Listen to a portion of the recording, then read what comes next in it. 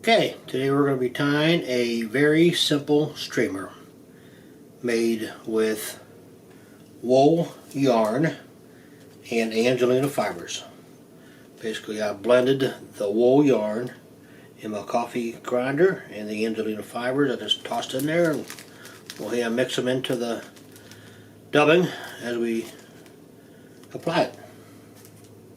It's very simple to tie. This is just something what we're going to do is tie it, and then we're going to go fish it and see what it catches.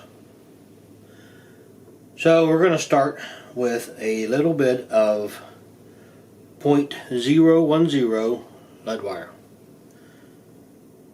There is a 1/8 brass bead on there. It's just a countersunk. Just a few wraps. What I put on there, about 8 wraps or so. Go ahead and spin it on. I'm going to add a little of this super glue. I use Gorilla super glue. I like it because it has this little brush applicator. You're going to take your lead and place it right into the back of the bead. And what that's going to do, it's going to hold it up against the 45-degree bend on the hook here. So let's go ahead and start with some Danville 140 denier thread up against the lead and over top of it a few wraps to secure it in place. Go ahead and wrap it back a few turns and cut away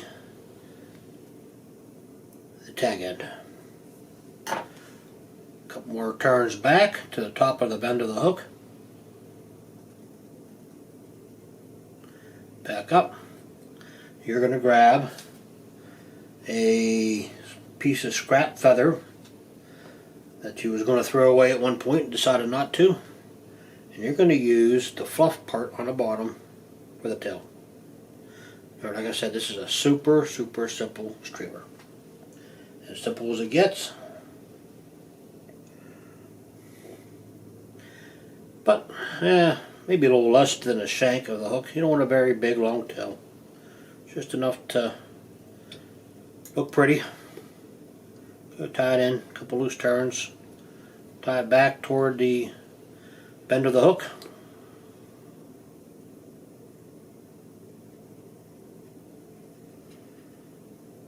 And go ahead and cut away the excess.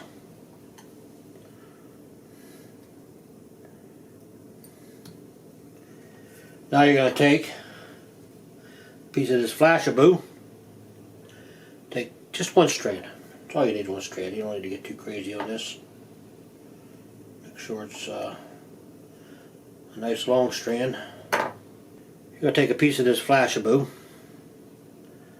You're going to go ahead and tie it in. But before you tie it in, try to even it out a little bit to length. Pull it up over. A couple wraps to secure it. And then what I like to do is just create a loop around the tail, secure it against the opposite side of the hook, wrap it in, a couple wraps,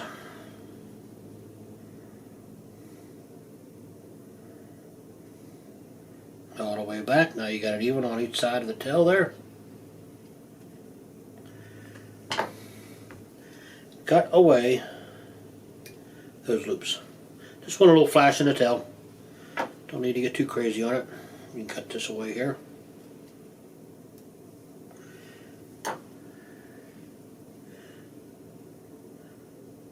Build it up just a little bit there. When you put your body on there, you want it to be semi-even. It really doesn't matter because it'll be so covered up that it'll hide all your sins. So Now you're going to take a piece of fishing wire there, fishing string. This is just a piece of monofilament that I had laying on my desk, 4-pound test. Good for projects like this.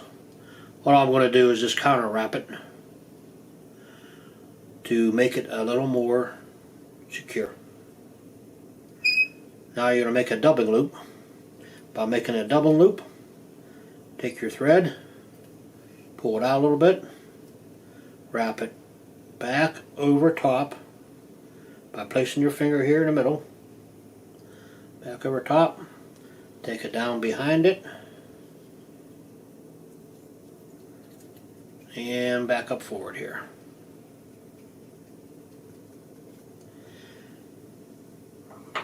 Take your dubbing spinner, this tool right here, place it in the thread so it looks like that, and go ahead and just let it drop down. Now you're going to take your dubbing that you pre-made, take a little bit of the dubbing and a little bit of the Flashaboo, well, it's Angelina fibers. It's really the same stuff, but it's Angelina fibers is real fine hair-like fibers. It's actually made for sewing. What you do is you sewing when you're using it for sewing, you actually place it on the cloth and melt it. From what I've seen, I've never used it for that. So just go ahead and take a little dubbing at a time. I'm just taking a little pinch, just about like this right here, each time. And adding it in there. Maybe I'll twist that, just one little twist here.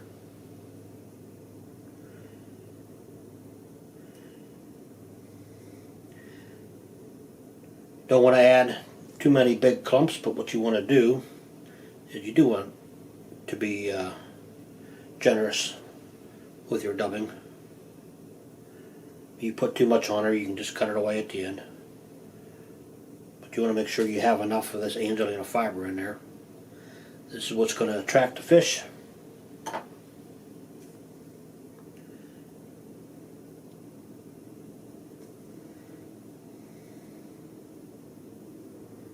Alright. Got one more pinch in there. See how much Angelina fibers I got in there. I got actually a good bit in there. I'll give one more pinch. And now you're going to take your dubbing spinner and go ahead and spin it up. I like to hold it in my hand. It's a lot of focus, but you can see what I'm doing there. Just spin it up. They have other dubbing spinners that what you can do is just start spinning it, let it go, and walk away. This here is a little easier to use while you're still gripping it with your other hand. Just make a nice little loop there.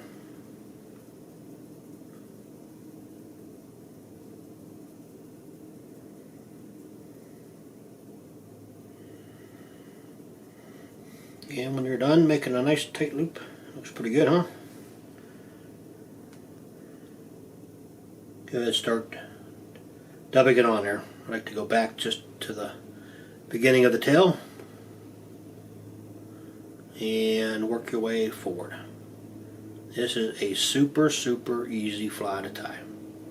Super easy fly. And yet it works. Amazing, huh?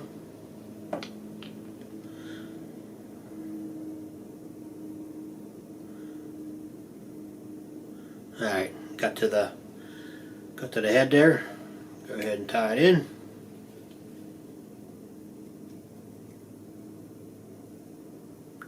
I like to cross my thread a couple times over top of the dubbing loop just to make sure that it's going to be good and secure. You can go ahead and cut away your excess. Take your fishing line there, the monofilament that you tied in, and now you're going to counter wrap it back over top. All this is doing is going to give you a little more durability after you catch a dozen fish and you still have your fly hooked on your tippet. You can go ahead and be certain it's going to stay together. So go ahead and wrap it in there a couple times. Cut away your monofilament.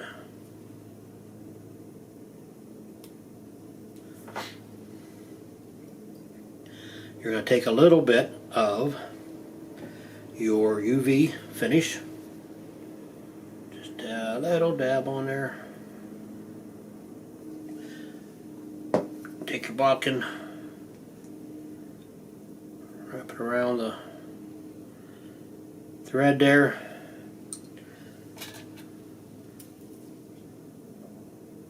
Take your whip finish tool,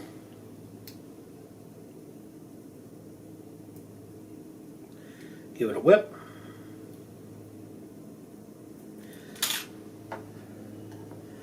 Get your thread away.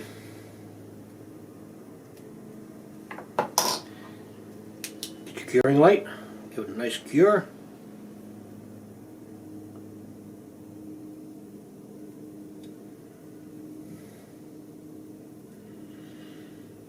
This Angelina fiber is super easy to work with. If you got a little excess coming out the front there, give it a couple plucks.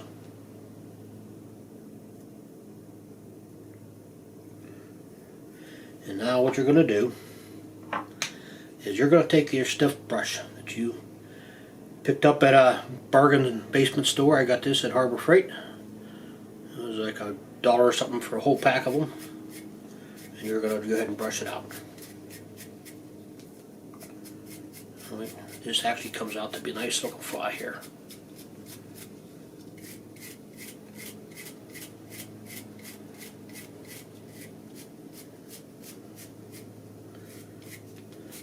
Brush it sideways to get all that stuff underneath of it there.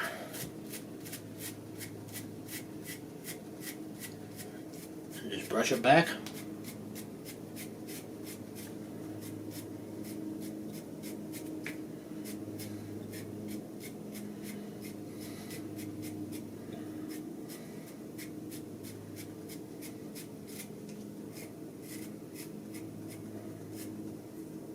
And there you go.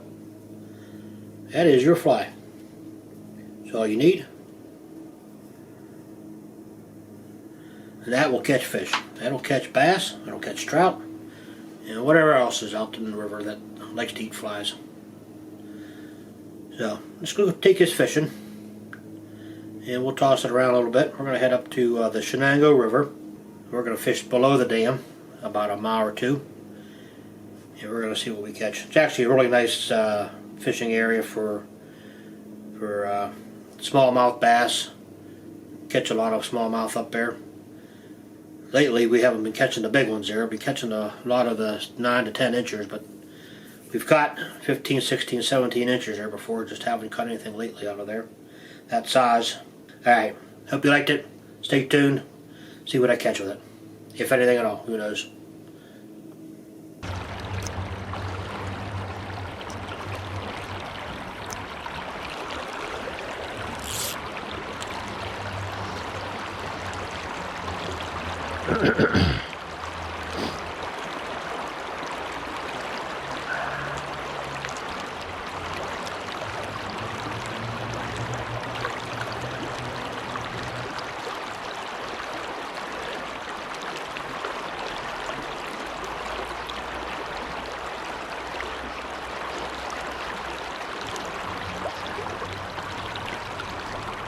Got something decent here.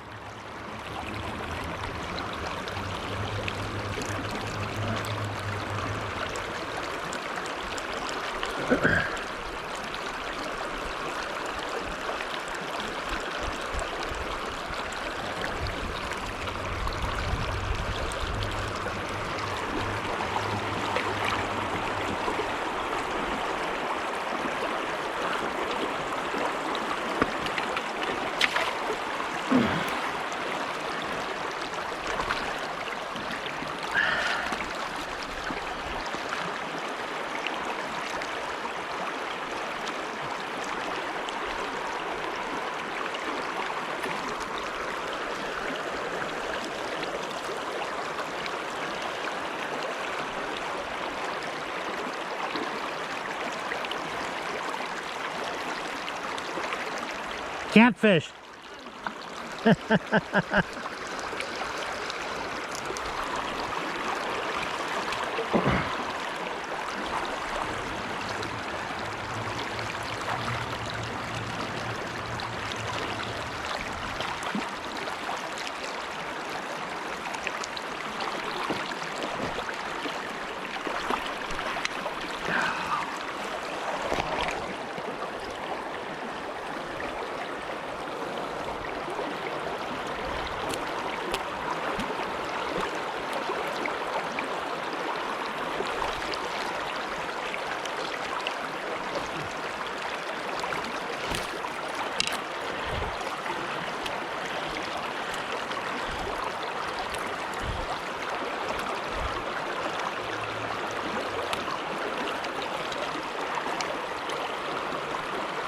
Come on, slime bucket.